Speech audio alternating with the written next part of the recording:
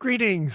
It's a delight to be here to join you in this 2022 Reindeer Husbandry Conference and to focus on its real central purposes, which is how to take traditional knowledge and bring it together with international reindeer herding understandings. My apologies for not joining you in person, and I'm honored to join you via this video, which I hope will provide some thoughts that you can prepare as you proceed over the next 3 days to address some of the fundamental ideas of reindeer herding, indigenous culture, and knowledge. I have a sense that the vision for this conference is to expose the implications.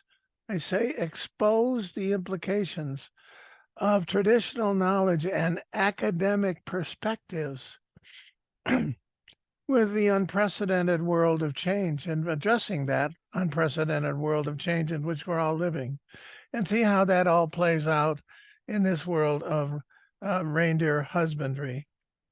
And I think we'll explore a number of ideas. I begin with a simple idea, which I think is sort of fundamental in the discussions, is that traditional knowledge and academic scientific knowledge can co-produce the needed understanding for the future of human cultures widely, let alone the culture of Samiland. And it then becomes, I think, the foundation of the heart of what this conference is all about. I start with the International Reindeer Husbandry Center and your Sami counselor with several important perspectives. First, education and the expansion of knowledge are foundational interactions to the future of your culture, and likewise to the cultures more broadly. For example, there are a number of things going on in that community about expanding our cultural knowledge that is really important. For example, a number of colleagues who are nested, live in, and practice the culture of Sami land and reindeer herding, but are seeking a master's and PhD degrees.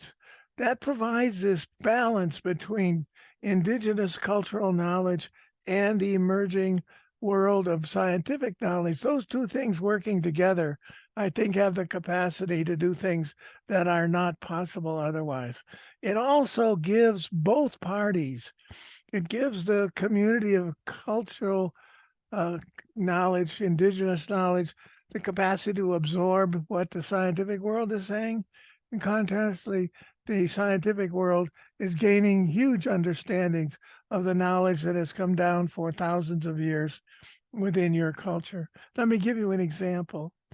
In doing the International Arctic Science Assessment some years ago, a colleague said, well, I really don't want all this apocryphal knowledge about indigenous. And he went on, and he gave me a hard time. And I said, they shall be here.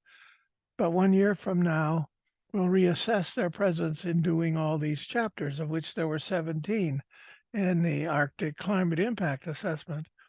When we reconvene next year, he said, if you don't keep these people here, we'll fire you, because they have brought so much new knowledge to my world that my scientific program has been moved at least a dozen years ahead by the knowledge they've given us.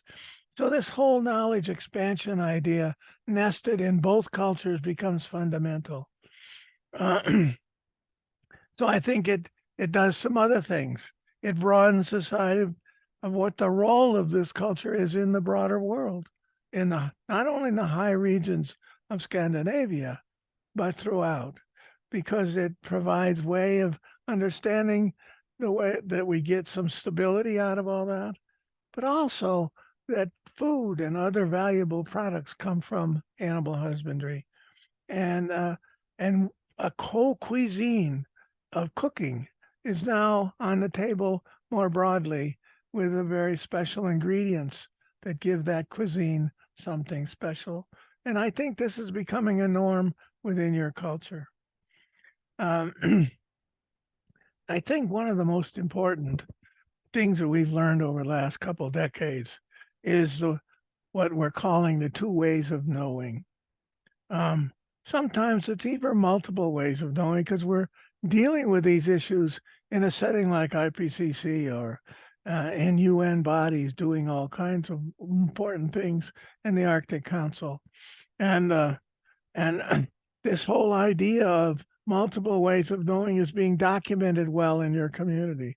Let me pause for a second because at the International Center for Reindeer Husbandry, there's a program called Revden. And what's fascinating, in less than a decade, far less than a decade, over 75 articles are now in peer-reviewed journals, in major reports to the governments of the region and to the science, in books, in the actual work to support the work of the Arctic Council, and even in the public science documentation world. Those things are really profound because they provide the means of doing this two ways of knowing in writing. So I commend that to all of you as you have established this ways of enabling people to become very knowledgeable, not only in their culture, but in the academic culture of science knowing.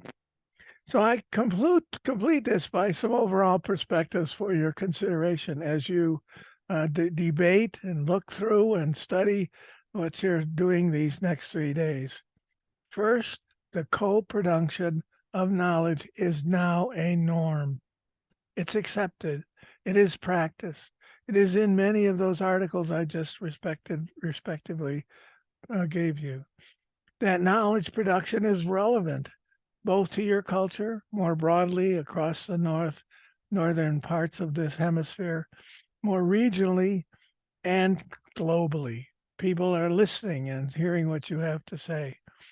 These knowledge capacities provide the foundation for what I call adaptive co-management, where management strategies are nested in the idea of adapting to change, a capacity that your culture for thousands of years have adapted many times to increases or decreases in the climate regime in which they live. So that becomes another norm, a norm that we now are practicing. So adaptation can be implemented by partnering, by partnering with other cultures in the Arctic, with the Inuits or others in the indigenous land of the Arctic, or more broadly, as we work together to better understand the world in which we live. So the conference will foster over 3 days a dialogue of sharing ideas. Be blunt, be candid. It is about ideas, it's not about person. And discussing new perspectives and foundational means to expand the sustainable future for Sami reindeer herding cultures and for the people of the high Arctic, more importantly. I thank you for inviting me for the opportunity to share some of these ideas. And I hope that during the meeting, if they stimulate things, that I too can join in those conversations as we open the conference of for your consideration this Wednesday, November 30th, and for the next 2 days thereafter. And I thank you and wish you well.